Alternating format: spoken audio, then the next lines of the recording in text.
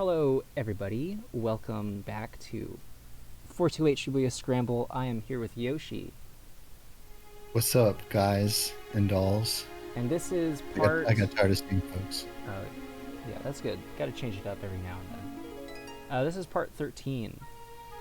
I think last time I said it was part the wrong number. Part the wrong number. So now I'm saying part the right number.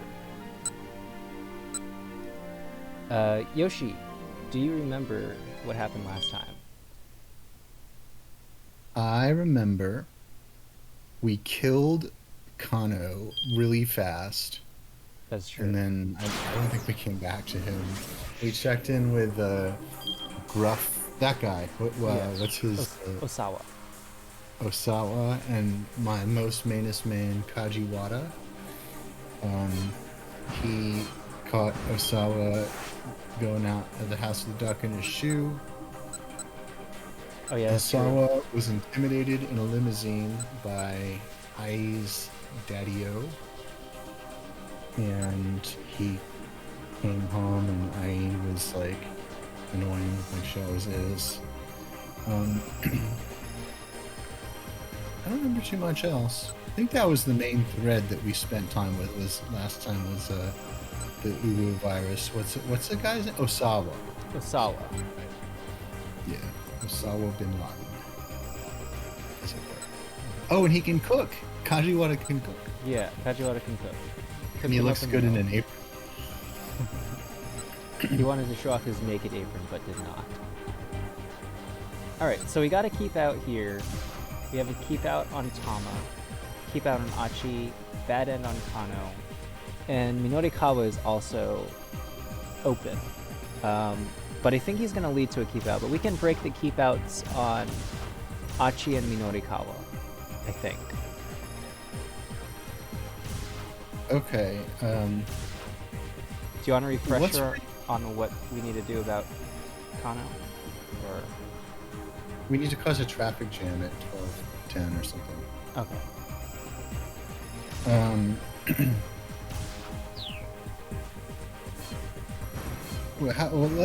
Let's free up Minorikawa. We haven't heard from him in a couple of weeks.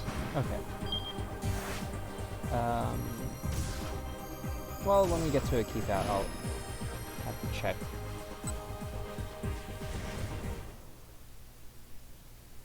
What opens him up?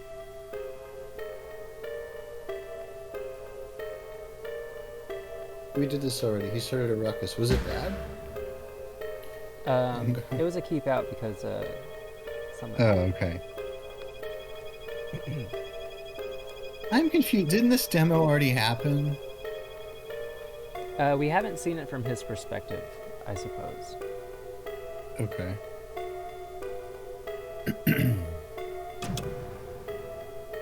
Hold on, let's see.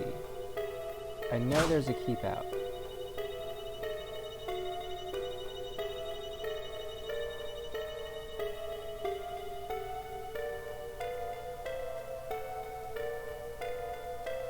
Sorry, audience. I know we could be reading this out loud, We already did. but we already did. Alright, it was like at this point where it was a keep out, right?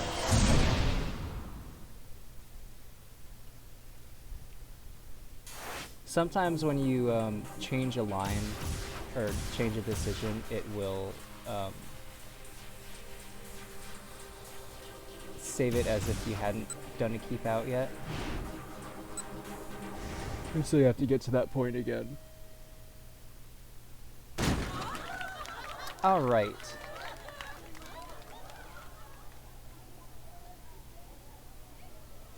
A man I don't recognize. Here we go. Minorikawa.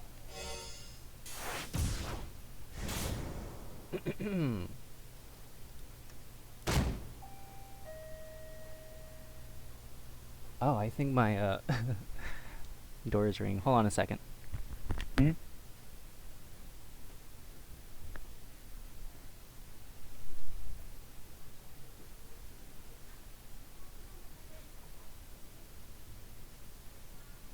Geez, so hey folks at home, let's try to fill this dead air. Um, Sorry, pardon me. Pardon me. you want to hear a joke? That's my bad. Did you hear the doorbell ring? No. Okay. I thought it was the game, because every time I opened up I clicked the thing, the doorbell rang, so I thought it was part of the game. Whew. Well, Alright. you got back just in time. I was threatening to tell the folks at home a joke to Oh. fill the dead air. Oh, really? Yeah. Well, now I'm gonna have But I to didn't edit it have out. one. So. Huh? Now I'm gonna have to edit it out. Oh. Because I can't just I leave don't the think, setup and not have the punchline. I don't think you're gonna do that though. I think you're gonna leave it in. Oops. Sorry to keep you waiting, a girlish voice exclaimed. A moment later, a furry figure came charging into the demo room. The crowd fell silent at the sight of a young woman in a cat costume. The cat girl panted visibly. Her arms were loaded with cardboard boxes. You're late. The event organizer snapped. What the heck have you been doing? Grabbing the newcomer by one paw, he vanished with her into the back room. The chubby-cheeked girl wrapped up her magic routine and hurried after them. The audience stared at the now empty stage in confusion.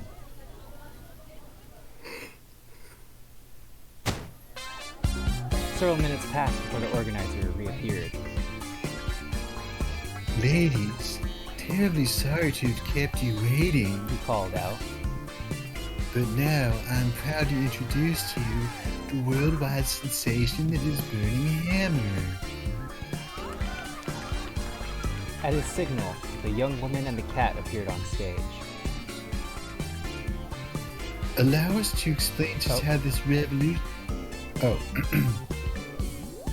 I think this is you. This is the chick. This is cheating? Allow us to explain just how this revolutionary new dietary works as magic. The young woman exclaimed cheerily. The cat nodded and threw out her arms. For the first time in human history, he can drink a single bottle and lose a whole kilogram. Just drink and burn that excess weight away. And with that, the sales demo was underway, a good 25 minutes behind schedule. 5 minutes into the presentation, things began to go awry. An angry clamor filled the room. I guess these are the old ladies. What the heck are you trying to pull? I can't believe you'd actually try to sell something like this. The outrage had been triggered by something the young woman on stage had said. She'd inadvertently let slip that Burning Hammer was the sort of thing you could buy at a 100-pin shop. The would-be customers were furious to learn that they were about to be played for suckers. Most of them had immediately tried to storm out of the room. Now the organizer, the full-figured young woman, and the girl in the cat costume were at the door, doing their best to hold back the tide. Things had gotten pretty interesting, really. Minorikawa pulled out his digital camera and started firing off snapshots of the angry crowd. Digital camera. That's a nice shot of that, like, overweight woman's, like, upper back fat roll being kind of, like, probably pushed into place by her brassiere.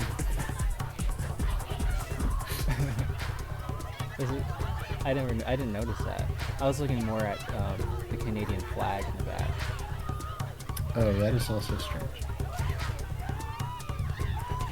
If you didn't know what a digital camera was, some of them come with an ability to trigger when the subject smiles, which is pretty useful.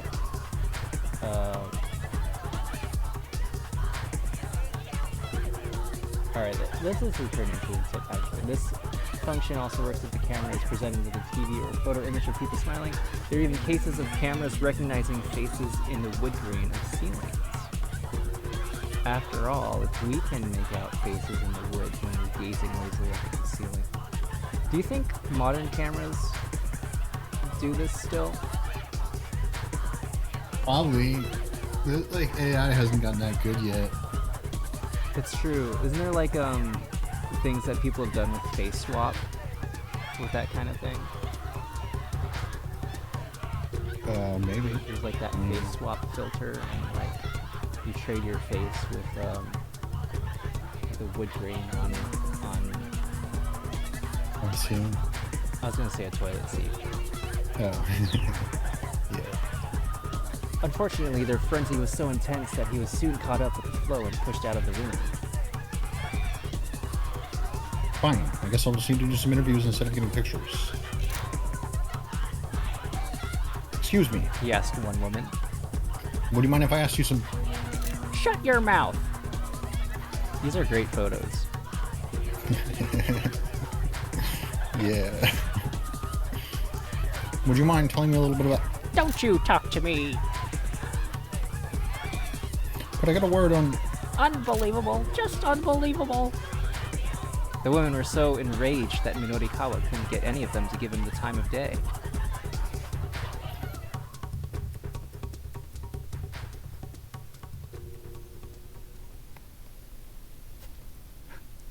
Before long, the entire crowd had surged out of the room and departed. Oh, well. Guess I've got enough to do right up at least. Oh, it would be nice to get a quote from somebody. He decided to try for an interview with the man who'd organized this fiasco. How did the guy feel, for instance, about his product scam falling through? Heading back into the event room, Minorikawa passed by the cat mascot. Cat gave him a tiny nod and walked off without a word. And we got a jump here, which we can do later. Yeah, let's stick with this for now. He couldn't see the face of the girl inside the costume, but she seemed genuinely dejected that burning hammer had been a bust.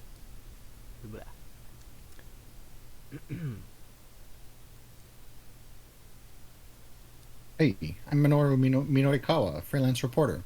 I was wondering if I could have 5 minutes of your time. The organizer sat alone in the midst of his ruined displays. Oh, it's you. The man's voice had lost all of its earlier punch. Here, my credentials. Minorikawa handed him a business card. The man introduced himself as Yanagishita, and Minorikawa got right down to business. So, your sales demo was over, Mr. Yanagishita. How do you feel right now? How do I feel? Well, tomorrow is another day, I guess. Minorikawa was impressed by the guy's candor. I'm a little surprised to hear that. He said, I figured you'd be more disappointed. Oh, I'm plenty disappointed. I took a big gamble here to repay my debts and I lost. Yanagishita didn't seem to be trying to hide anything. Debts? Minorikawa asked. There was a girl I was in love with. Yanagishita said. I wound up spending everything on her. He stared wistfully into the distance. Ah, interesting. Minorikawa said. You wouldn't be the first man to go to such lengths for a woman. Yeah, Yanagishita said. I suppose not. A rueful smile crossed his lips. This guy didn't strike Minorikawa as some dyed-in-the-wool scam artist. But I decided that it was time to stop feeling sorry for myself. Yanagishita went on.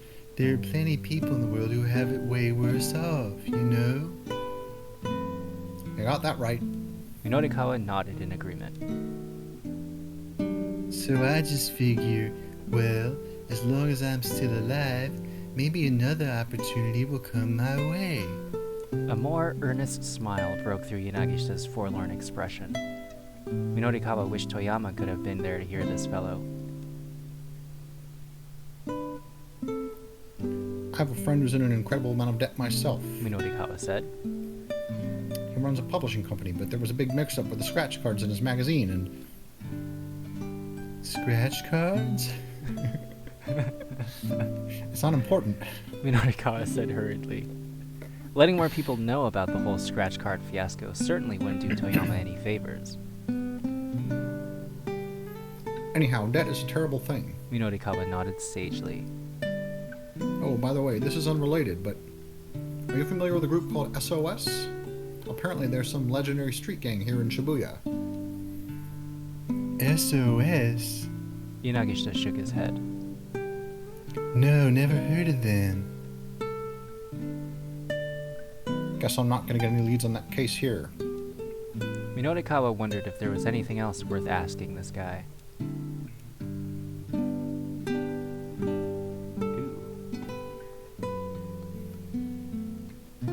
Yeah, let's give him the survey. Yanagishita is like a sporting gentleman. He'll take our survey. Look at all those chickens Right? just sitting around the room. Oh yeah, he's probably trying to sell them. Alright, let's look at it. Maybe Yanagishita would be willing to take his Shibuya Now survey. Taking a little bit of the burden off of Chiaki seemed like a good idea. I have another question. How do you feel about your life right now? Huh? How do you feel about your life? Your products aren't selling. You can't repay your debts. And yet you still refuse to give up, believing opportunity will come your way. How do you feel about all that? Yanagishita paused in thought. I'd say I'm a pretty lucky guy. Minorikawa was taken somewhat aback by that response. I haven't been able to sell any burning hammer, and sure I can't pay off my debts, but even so... Yanagishita looked Minorikawa right in the eye. The two cute young girls I've got working for me have stuck with me through thick and thin. Sometimes maybe you just need to be content with something like that, you know? That was refreshingly forthright. Minorikawa was surprised. And I mean, so what if I've got debts? Yanagishita went on.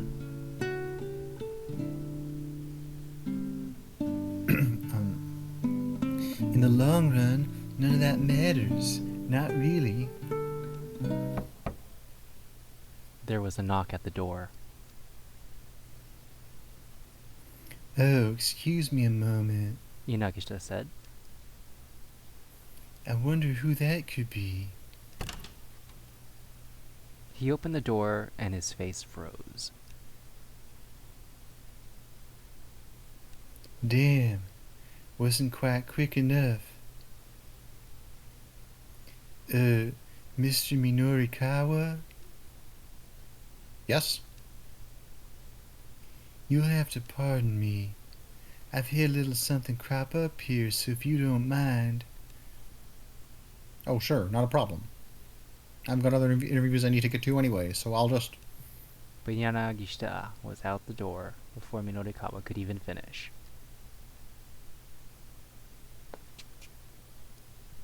Stepping out into the hallway, Minorikawa could faintly hear voices from an adjoining demo room.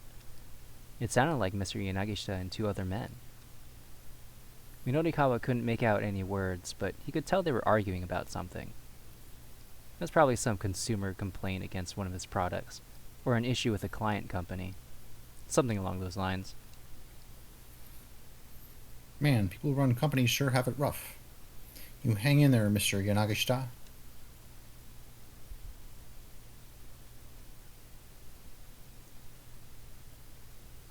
Oh, perfect timing. Oh, it's this guy. Minorikawa stopped short as a familiar voice called out to him. I think you voiced this guy. Yeah. I think he's supposed to sound stupid. Yeah, I have idiot next to him. Okay. It was the man he'd spoken to earlier that afternoon about the surveillance cameras. Hey, come here for a sec. The man waved him over. Ugh, what is it? I'm really busy right now. I've got a scoop for you. Saw it with my own eyes. Minorikawa raised an eyebrow. Give me the details.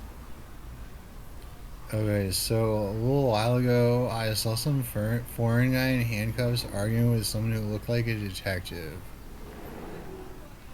A foreigner in handcuffs? Had there been some kind of international sting or something? Whatever the case, it wasn't such a rare thing to see. Where was this? Just over there, behind the police station. Minorikawa furrowed his brow. A suspect arguing with a cop outside a police station wasn't all that weird. Still, he had a feeling he was missing something here. Well, the big thing is what. Oh. Well, the big thing is what happened afterward. The man said. Afterward? The man leaned in conspiratorially. The detective undid the guy's handcuffs and let him run off. Whoa, what? I'm telling you, man. It had to have been like a bribe or something. A bribe? That seemed unlikely. I swear that's what it had to be. There was some wheel greasing going on.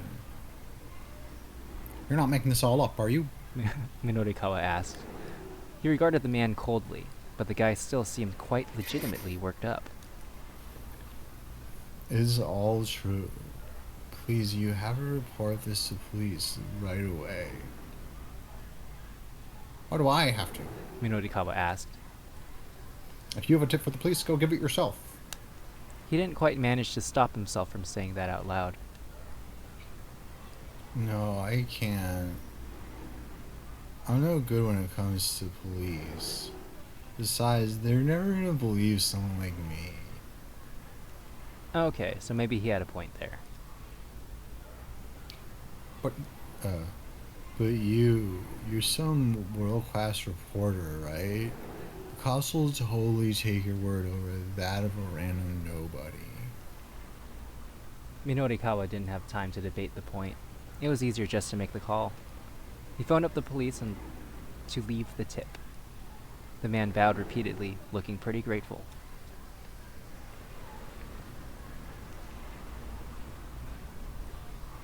Oh, thank you so much. I haven't been able to get any business done with those scary thugs around. What thugs? What line of business are you in anyway? What? The man suddenly went pale. Whoops. I gotta get going. He skittered off in alarm. Minorikawa was left to wonder what this guy's line of work actually was. But he had more important things to worry about at the moment. He hurried off in the other direction.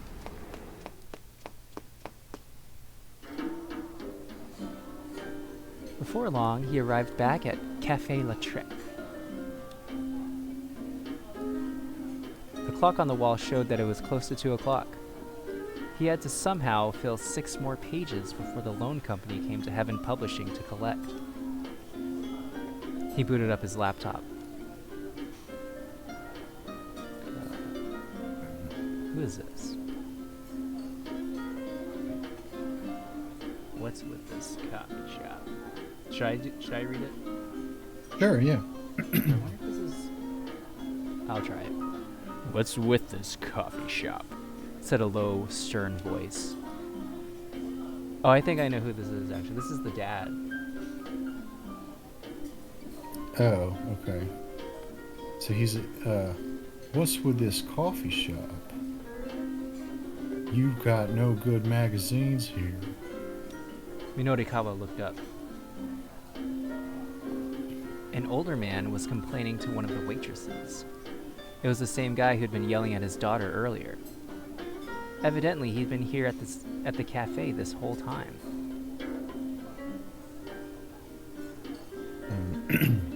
Haven't you got any magazines for me to read? The man's face was a mask of irritation. Minorikawa glanced at the magazines in the rack. They were mostly geared toward a younger reader. The waitress sifted through the stacks and pulled something from the back. I think I'm the waitress, right? Yeah. Yeah, I think so. Perhaps this would be to your liking, sir? She said. She held out an issue of 4-star general gossip. Don't be ridiculous. The man spat dismissively. This is vulgar low-grade filth. I wouldn't even use the paper it's printed on for compost. That was a harsh way to put it, but Minorikawa couldn't fault him for speaking the truth. The man continued grumbling as he went back to his seat.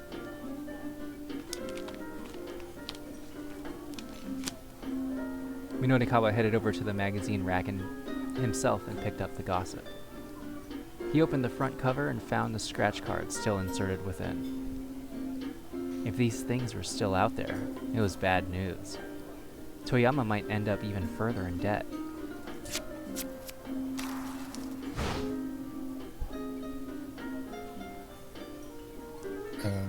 Is this Minorikawa?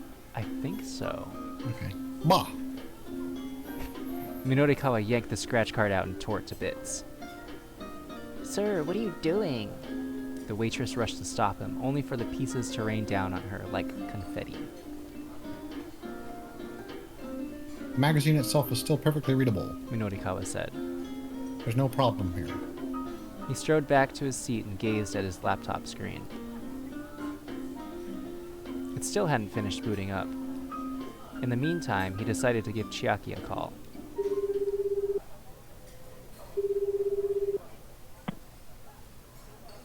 She picked up right away. Hello? Minorikawa asked. Hi there. Good to hear from you. Chiaki replied. How's progress? I did it. Chiaki said, her voice overcome with emotion. I managed to get people to hear me out. Haha. Of course you did. You got your pointers from me. Yes. I couldn't have done it without you, Mr. Mino. Her mood had done a complete 180. Minorikawa allowed himself a little sigh of relief. Okay then. He said. Head back to the editing department and put together an article for me. You got it, sir. Chiaki chirped in reply. I'll email you as soon as I'm done with things on my end. Minorikawa told her. Just use the DTP to slot your piece into the right spot in the layout. A DTP is an abbreviation for desktop publishing. Excuse me. It's layout stuff for printing stuff. Thick. DTP. Down to publish. Sure thing. Minorikawa hung up and then rolled up his sleeves. He sure was towing a pretty narrow line today. The Burning Hammer event had kept him a little longer than anticipated. Now he needed to clean up his copy as soon as possible in order to stick to his schedule. When he turned back toward his laptop, however, he froze with shock. What? His laptop monitor was still a black, empty screen. There's no way it would take this long to finish booting up. Oh, it couldn't be. Is that a thought? Sorry. No, don't let it be true. Had his computer decided to pick now of all times to give up the ghost? Minorikawa felt the blood drain from his face.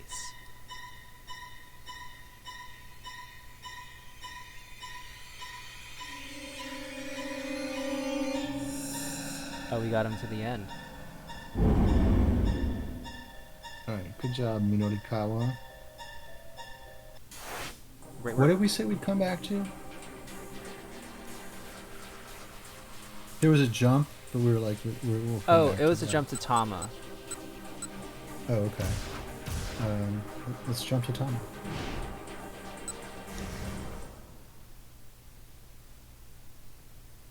Jump into Tama.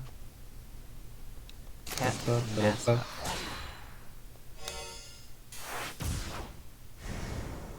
Oh. Did it open up that keep out? Out in the hallway, I passed by the man I noticed earlier, the one I didn't recognize. Odd, the sales gem. Oh, I wonder why he's still here. I gave him a faint nodding nod into the demo room. I should keep my fingers crossed for the guy. At last, I'm back outside the building. I feel bad about not returning the cat suit to the man from the rental place. Still, I can't just walk around town wearing this thing. I'll stick out like a sore thumb. I figure it's best to just leave it behind. And then it dawns on me. Hold on. I still can't get this thing off. Oh. Did we chose B last time, right? Yeah, we did. Was it bad? Did something bad happen, or? It was just to keep out. Did you want? Oh, okay. Do you want to see the other decision, or? I don't think the keep out broke. It didn't. Oh, it didn't break, I so don't we think can't so. do anything. Yeah. Okay. Did you want to change the Alright. decision or not? No. Okay. Guess this cat's staying in the bag. Yeah, it's still there. Okay. Okay, so we can't do Tama just yet. I think we could open up Achi. Kano's still at a bad end. And I don't know if we have a jump to Osawa. All right. Let's unlock the Arch Dog. Then. Let me check this jump. No, yeah, that goes to Minorikawa. That's Minorikawa also. Alright. So we're gonna break Achi Endo's keep out.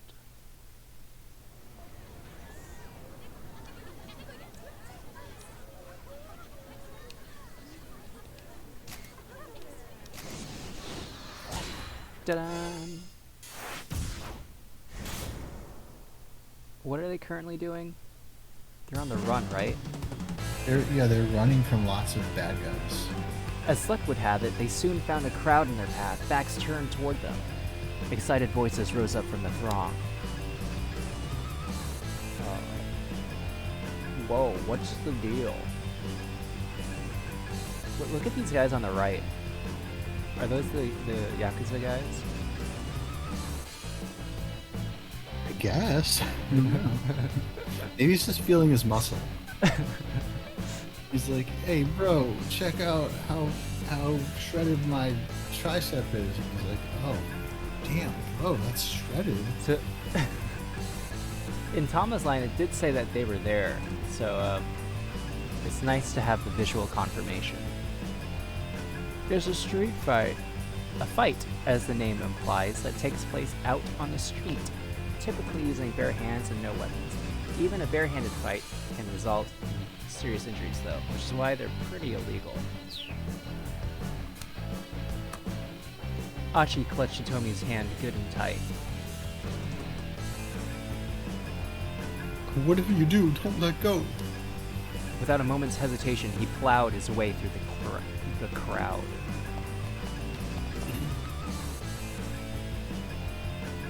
Emerging on the far side of the gathering, Achi saw the main road ahead. Cars were zipping past in a steady stream. Well, what do we do? There were too many cars for them to rush across the street without getting hit, but they couldn't exactly just sit and wait for the light to change. And they certainly couldn't go back the way they came. Their pursuers were getting closer and closer. Hitomi! Achi shouted. Ooh, what are we gonna do? Going across. No turning back. Not today. We're going across. What? Dragging Hitomi by the hand, Achi darted out into the street. Moving purely by instinct, he wove his way through the gaps between the speeding cars, like a frog in Frogger. When they were halfway across, a car slammed on its brakes to keep from hitting them, causing several cars behind it to crash into one another. The multi-vehicle pileup plunged the roadway into total chaos. As a result of this chaos, traffic in the nearby area will be at a standstill for a while on their way to Syndicate hideout. Shinya Kana and Jack Stanley have gotten caught in this traffic jam. Oh yeah, we did it. Did it? Saved his life. For now. In a matter of moments, the street was clogged with a long line of stopped vehicles. Achi and Hitomi's pursuers remained on the other side and did not pursue. Well, then they're not very good pursuers now, are they? Okay, that was crazy. Oh, that was Hitomi. Okay, that was crazy. Hitomi panted as she caught her breath. Well, you know what they say. Idle feet are the devil's playthings. Hands. It's idle hands. No, I meant to feet. Whatever. At least they'd gotten away.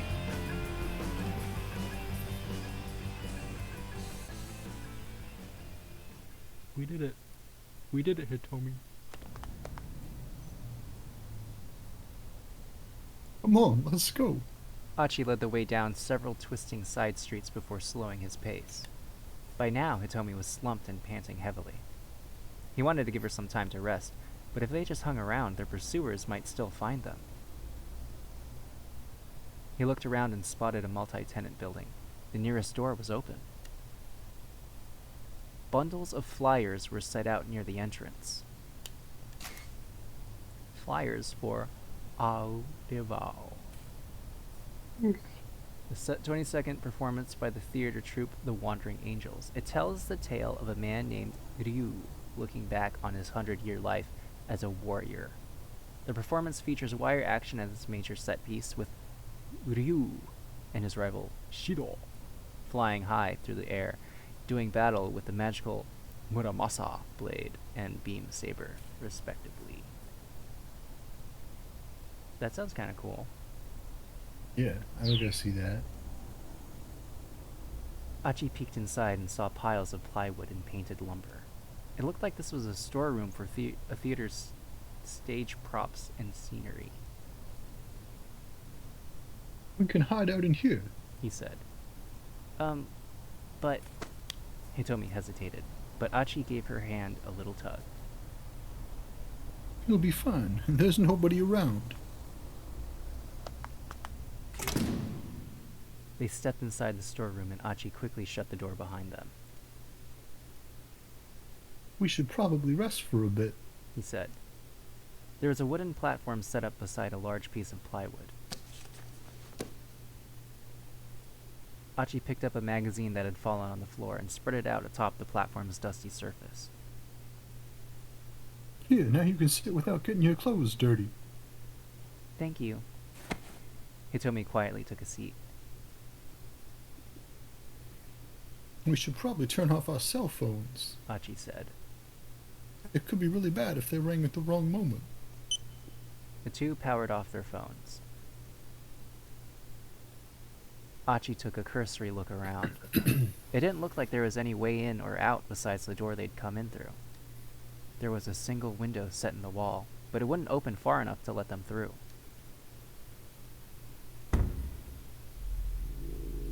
Ah! Hitomi let out a quiet gasp. Ah! Someone was outside the storeroom. Achi put a finger to his lips, and Hitomi gave a fearful nod. The window's frosted glass blocked any real view in or out. So long as they stayed quiet, they ought to be safe. Whoever was outside pressed their face to the frosted glass, trying to get a glimpse inside. The blurry visage of the foreigner who'd attacked them was dimly visible. Like the man with the cane before him, this guy was quick to catch up. The man pounded on the glass. Achi swallowed the lump in his throat. If this guy got in, they had nowhere to run. Achi turned to Hitomi.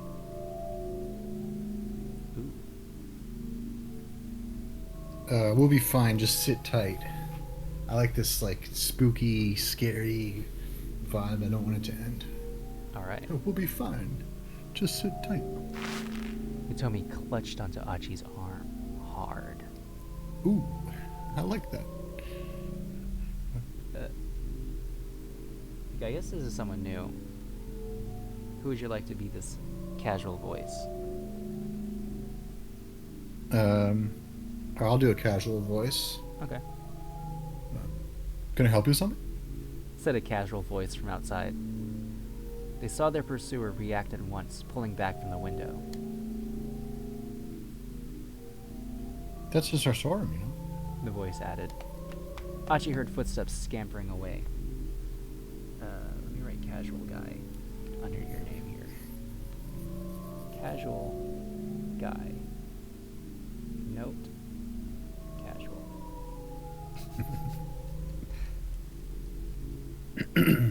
The kidnapper had run off.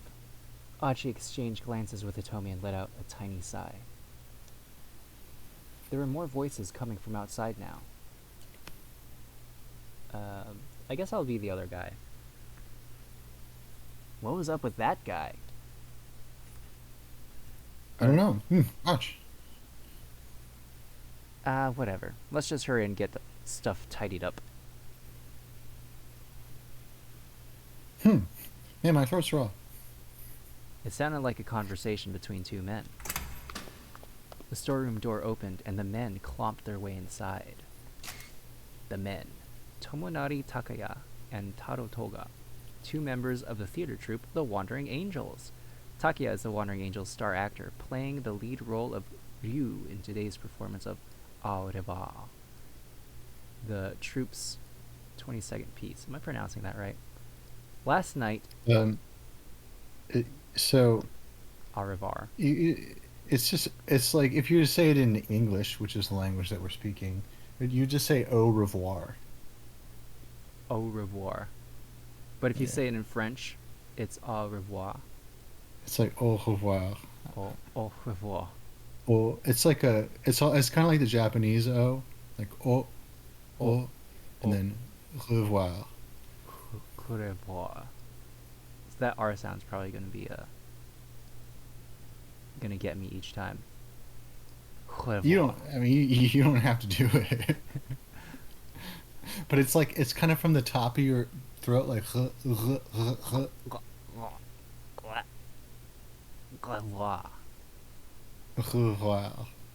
Well, I'll keep practicing it whenever it comes up. Okay. But last night, he slept completely naked and caught a cold, leading to the sore throat he has now. Toga is the stage director, handling things behind the scenes. He's very irritated that Shinichi Bando, in charge of the props, seems to have gone AWOL. AWOL. Absent without leave. Do you sleep completely naked? Not usually. So, I usually sleep in a shirt. yeah, I have pajamas, like clothes that are set for jammies. I don't want to catch any colds. Yeah, especially not in these unprecedented times. So I guess you're the coughing guy. So what are we getting? Let's grab all those folding chairs over there. Yeah. The producers said we're gonna need a lot more seats all of a sudden. Mr. O'Reilly said that? Going all for the troops last raw, huh? Beats me, man. In no real hurry, the men went about carting the folded chairs away. They didn't notice Achi and Hitomi sitting silently in the shadows.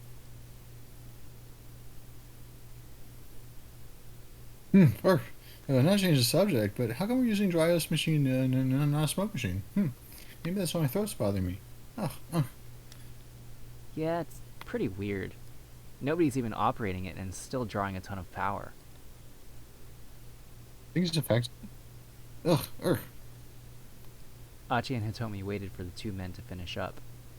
If they were spotted, it would probably cause a scene, and worse still, it might alert the men who were hunting them. Once they'd carried off the rest of the folding chairs, the men closed the storeroom door. The foreigner could still be somewhere nearby, though, so Achi decided they should hide out in the room a little longer.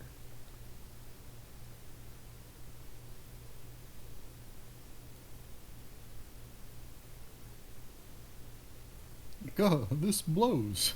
I want to get back out there to keep looking for that blue van ASAP, but Achi trailed off as something occurred to him. wait a second. Now that's weird. Hitomi looked at him inquiringly. The kidnappers already have the ransom money, yeah? Achi said. That's right. And then they told you that your sister was in some blue minivan. Isn't that kind of weird? What do you mean? Did you figure that your sister was in the minivan by herself? Well, yes. If one of the kidnappers were with her, they wouldn't need to send me to go get her, Right. Achi said. And yet the fact was that as soon as the kidnappers had their money, they could have let Hitomi's sister out of the vehicle and just run off. There was no point in sending Hitomi to fetch her personally. A look of revelation dawned on Hitomi's face. Oh! That minivan had already left Dogenzaka, she said. And it came back while we were there waiting for it. Achi finished. He thought back to his earlier run-in with the blue vehicle. So then inside that I don't know who this is. minivan, yeah, There had been a bunch of foreigners inside, which meant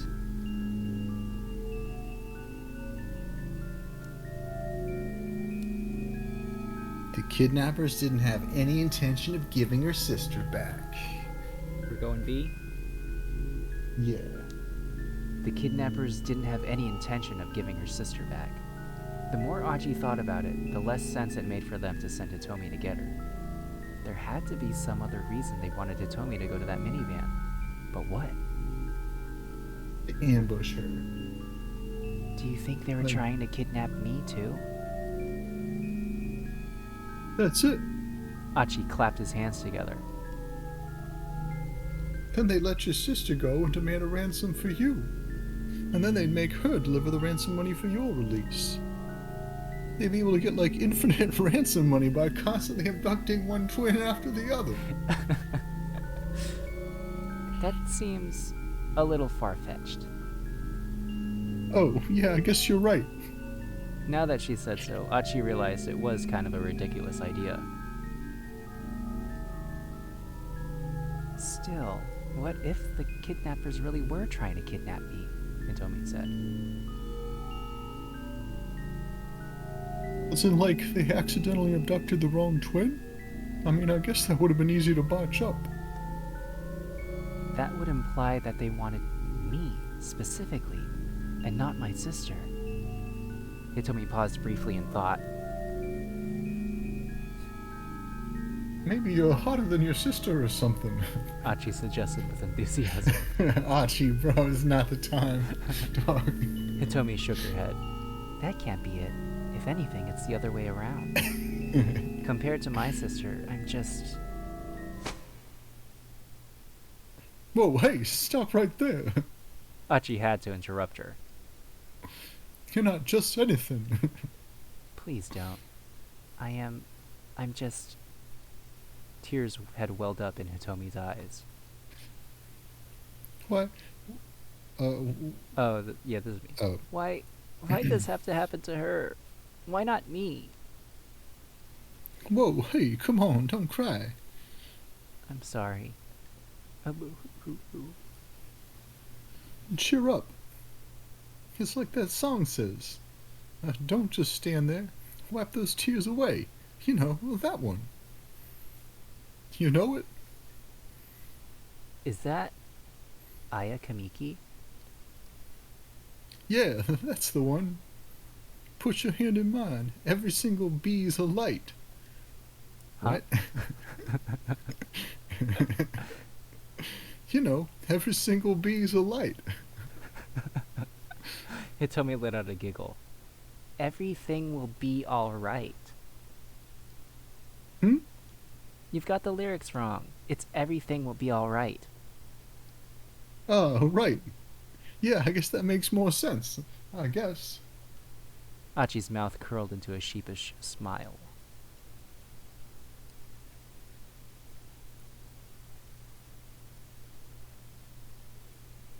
Alright, I think we've laid low for long enough. Achi said at last. Think we should be on our way? He was about to get to his feet when he heard voices outside the storeroom again.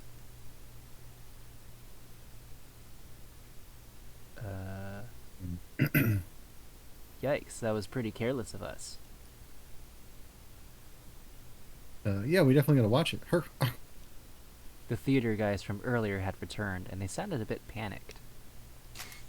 Theater guys, these two, members of the Wandering Angels. Takuya is the Wandering Angels star actor, but lately, in addition to appearing on their stage, he's been taking on TV drama and film work as well.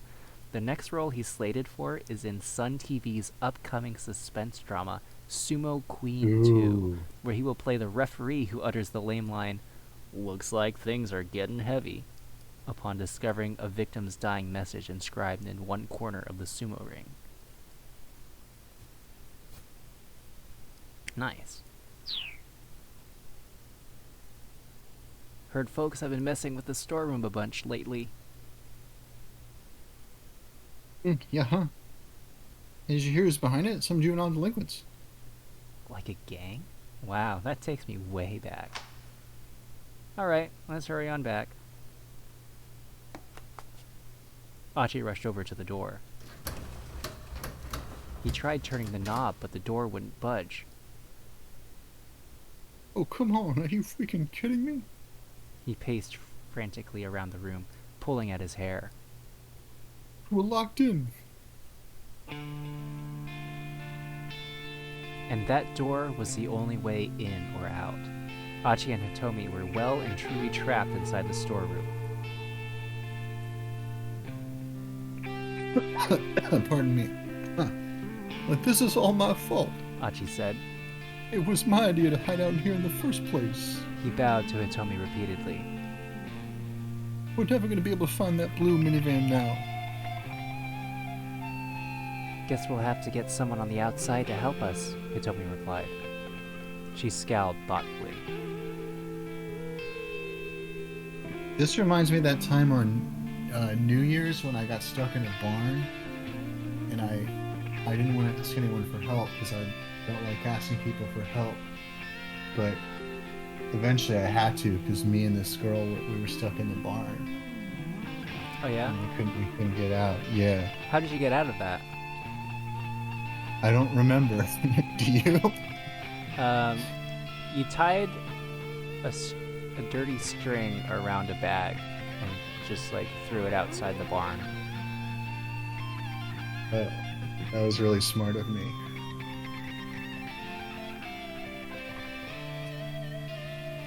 They powered their phones back on in order to call for help. The big question was who they could possibly ask.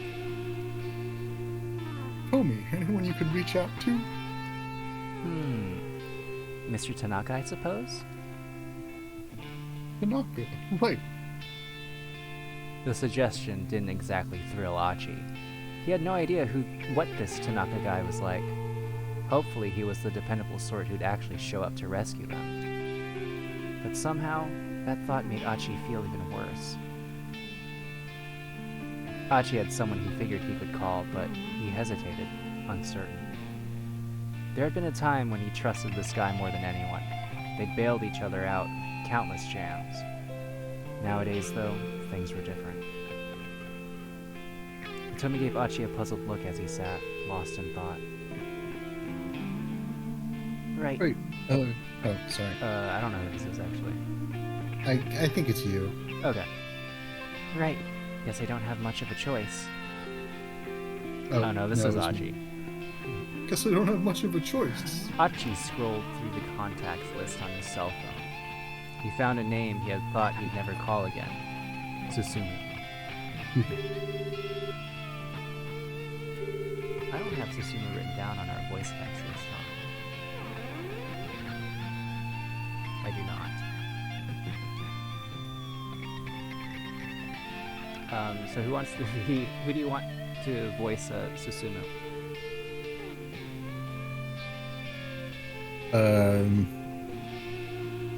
Why don't you do Susumu, sorry.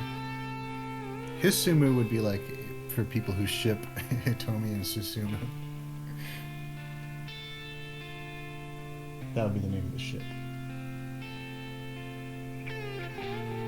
You know, I just realized in this voice list, you know, Osawa's boss. Yeah. I have his name written, but under both of our names. Huh. So that's an oopsies. I forgot that I voiced him at one point. That's okay. I can't really remember what either of us sounded like as we voiced him, so All right. we'll sort it out when he next appears.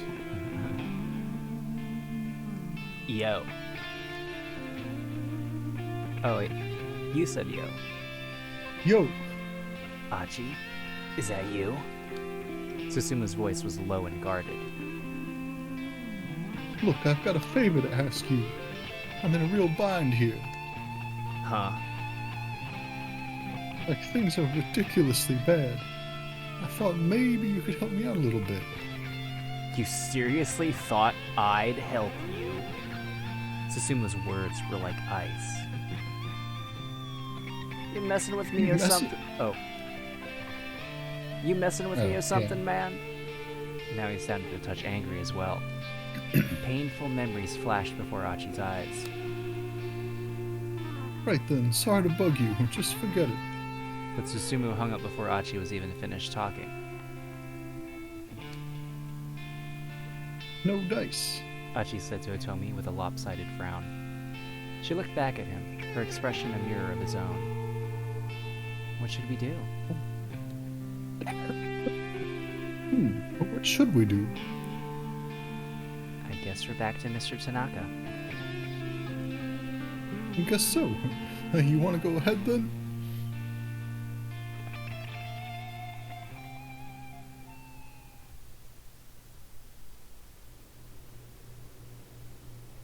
Hitomi tried calling him repeatedly, but Tanaka didn't pick up.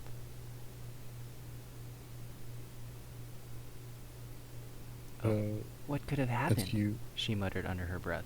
Just send him like a text message, just a string, like a bag emoji surrounded by 2 string emojis. And I think he'd get the picture.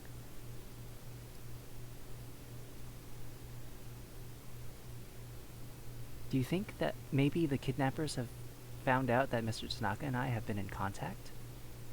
Achi shrugged. It looked like they were just going to need to find some way out of here on their own, and then maybe look for the minivan themselves. Achi strode over to the door and grabbed hold of the knob. He tried giving it a good, sturdy pull. Ugh, no good. The thing won't even budge. That door opens outward. Wait, really? Achi tried giving it a push. It still didn't open. He kicked it. Oh, The door wasn't nearly as sturdy as Achi had expected.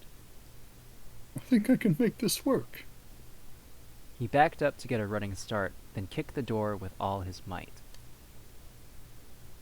Hi-ya! The door went flying off its hinges. Oh man, that was way too easy. Achi stepped cautiously out of the storeroom.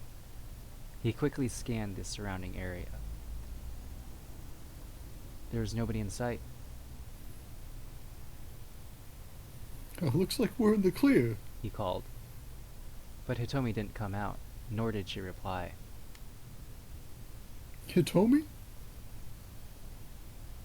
She had her phone in hand, apparently still trying to get in touch with Tanaka. With a tiny sigh, Achi leaned against the wall and waited for her to finish. Well? Doesn't look like I'm gonna have any luck, she said. You know we can leave now, right? Are you still holding out hope for your Mr. Tanaka? It's not that. I'm just a little worried. Oh yeah? Okie dokie then, I'll just wait around here. Okay, I'll be right with you. Uh-huh. Achi shuffled his way back outside.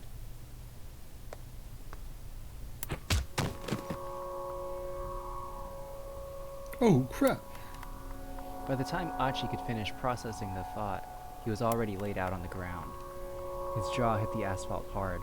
He bit the tip of his tongue clean off. The taste of That blood was- filled his mouth. A moment later, he took a sharp blow to the head. He was done for. All the That's not energy good. drained from his body. His mind whirled. His vision grew hazy. He began to drift from consciousness. Back when he'd run with Susumu and the others, he'd never left himself exposed to a surprise attack. There were plenty of times when he'd taken a punch that sent him reeling, only to spin away and come back swinging. This time he hadn't even seen it coming. It was his last mistake. Guess I let myself go soft. Achi grimaced inwardly, muttering in a voice no one but he could hear.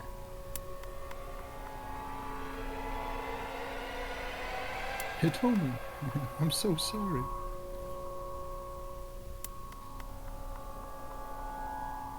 Bad end. Attacked by the man with the cane.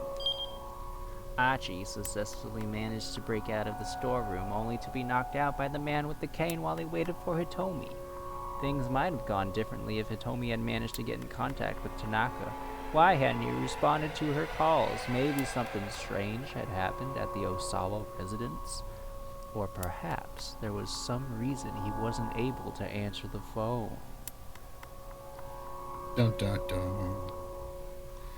Find out next week on 428 Shibuya Scramble. Yeah, so we're finishing up here. I think that's a good stopping point, yeah. Okay.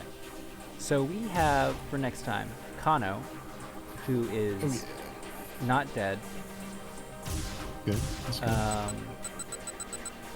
He's at a to be continued. We have Osawa, who has opened up somehow.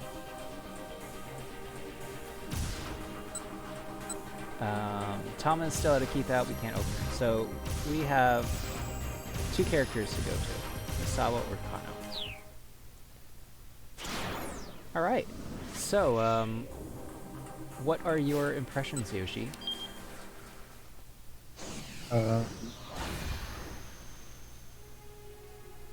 This this week was pretty dark. A lot of letdowns, a lot of failures. Not a lot of good things happened to our heroes. That's true. Bummed not to see much of Kajiwara this week because he's my boy. But I do love Mr. Yanagishita. Mr. Yanagishita. Yeah. He's pretty cool, and I'm glad that he and Minorikawa kind of hit it off there in the end. That's true. I think You ship him? I ship Minorishita. Yeah. Nice. Minorishita or oh, I forgot his name already. Yanagikawa. Yanagikawa.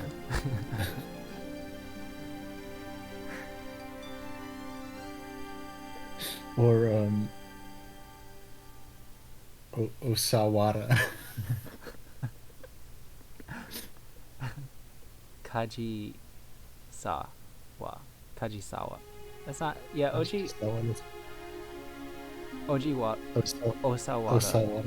Yeah, that's.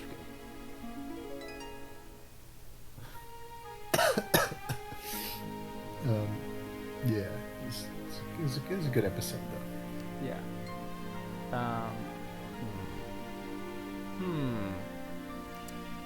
Should I ask what you think will happen in the future? Or now? think that I might have said this last week. I think that Osawa's father-in-law, Ai's dad, is going to be the big boss, the big bad guy at the end. The Godfather. He's behind all of this. It was me. Your pops.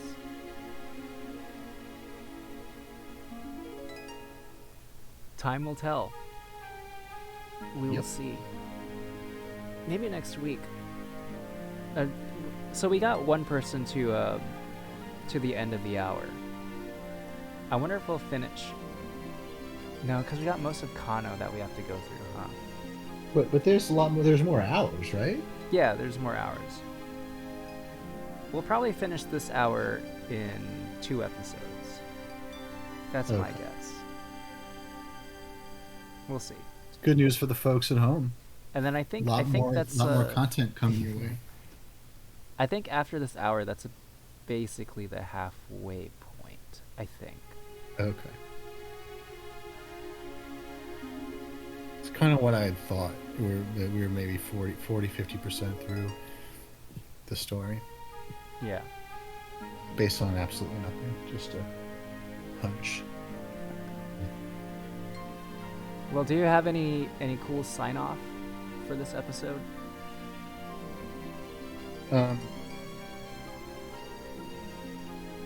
Don't put too much cheese on your pizza. Oh, do you have a story about that?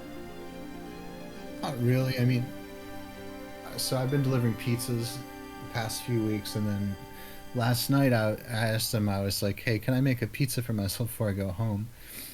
And my boss was like, sure. And then she was like, do you want me to make it for you? And I was like, no, I'll make it. Because I was like, I'll make it so I can put whatever I want on it. So I put on the sauce, and then I went into the walk-in fridge to where they keep the cheese, and I was just like, there's this huge thing of cheese, and I was like, this is great. I can just put as much cheese as I want on my pizza, because there's never enough cheese. So I put the cheese on there till it was about equal parts dough and cheese. Wow. Like the volume of the disc of cheese that I put was like about that of the dough. And then of course I put on all the meat toppings, like Philly steak, bacon, sausage, chicken, ham, tomato. That's not a meat, but I like tomatoes on pizza. And I took it home. I cooked it in the oven. I took it home, and it had too much cheese on it. It was too much cheese. So, if anyone is ever wondering, there is such a thing as too much cheese on your pizza, so don't do it. Was it stuffed crust also? No. No. Did you fold it in half like a calzone?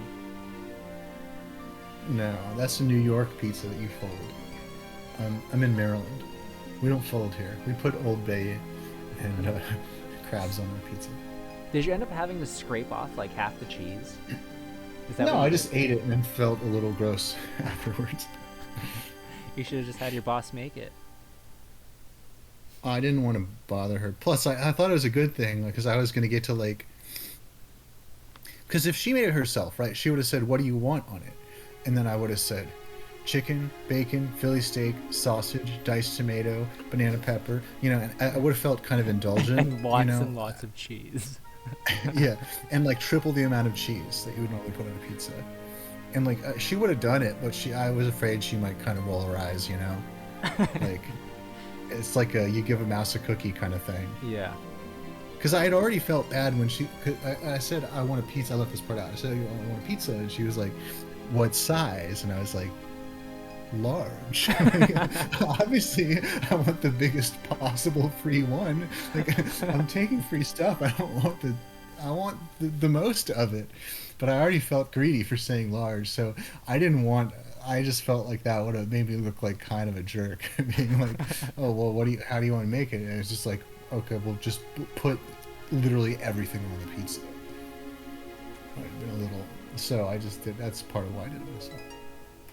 But next time I'm going to put less cheese. And everything's going to be fine. Yeah, that sounds good. All right.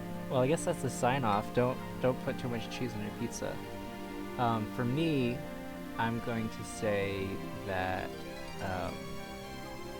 Hyoka is a pretty good show. That's what that string was from. Huh. Yeah. If anyone's managed to make it through that pizza story, they're rewarded. There's nothing wrong with that story. That was like an arduous thing to make it through. It's a joke. I'm kidding. If they manage to make it through the reference, honestly. And we're curious. They listened to that reference about the barn and the string. And they became curious. Yeah. You should It's from check out Hyoka. Hyoka. It's Hyoka. Alge's favorite show. Anime of the... We're out of that decade, so I can't really say anime of the decade, huh? Was it the tens? Yeah, it was the 10s. Yeah. Can't say it I anymore. also liked it, for the folks at home are curious. Anyways, yeah, I guess that's What's that? I guess that's our show. Should we explain the reference that you made a couple episodes back about the hospital? Nah, no one remembers that. It's okay. All right, well that's the sign off. Don't put too much cheese on your pizza, and check out Hyoka if you like barns and string and bags. See ya. All right, folks. See ya.